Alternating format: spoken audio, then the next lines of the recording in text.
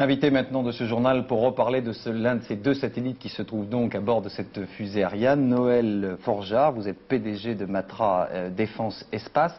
Alors Olivier Loubet le disait donc dans son reportage au début de ce journal, c'est un satellite qui en fait va servir à toutes sortes de choses. On a parlé des Jeux Olympiques d'Albertville, mais il y a aussi une partie militaire. C'est ce qu'on appelle un satellite de nouvelle génération. Oui, vous savez, en fait, c'est depuis 1984 que la télévision, le téléphone avec les départements d'outre-mer, les liaisons de données pour les entreprises et puis certaines missions militaires aussi passent par satellite. Alors la génération qui a été lancée ailleurs, à ce moment-là, arrive évidemment en fin de vie et il fallait la renouveler et c'est la raison de cette nouvelle génération Télécom 2. Alors c'est un satellite qui est quoi? Qui est plus puissant, qui sert à plus de choses, qui a plus... Alors c'est un satellite qui est environ 2 fois plus gros, mais qui, avec une masse donc seulement à peine 2 fois supérieure, va avoir une capacité de transmission de données environ 4 fois supérieure.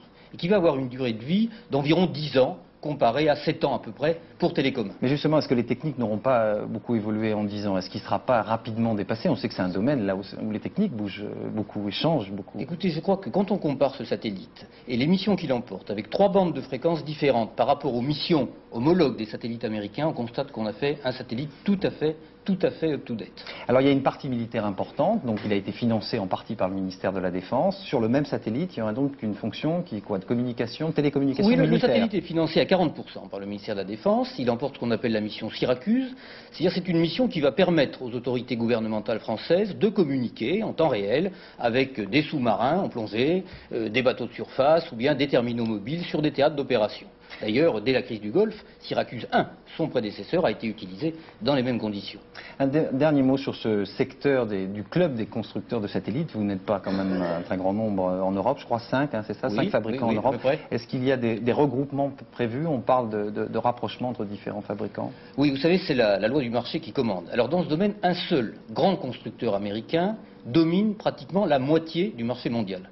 Et ce que nous devons faire, nous Européens, c'est nous organiser pour pouvoir faire face au plan des technologies et des coûts. Alors nous avons engagé chez Matra ces opérations européennes, en nous regroupant il y a environ 2 ans avec la société britannique GEC Marconi pour fonder une compagnie, Matra Marconi Space. Et maintenant vous regardez du côté de l'Allemagne, de l'Italie? Nous regardons du côté de l'Allemagne, du côté d'autres partenaires qui partagent les mêmes valeurs que nous, c'est-à-dire la volonté de créer une grande compagnie européenne compétitive. Noël Forgeard, je vous remercie.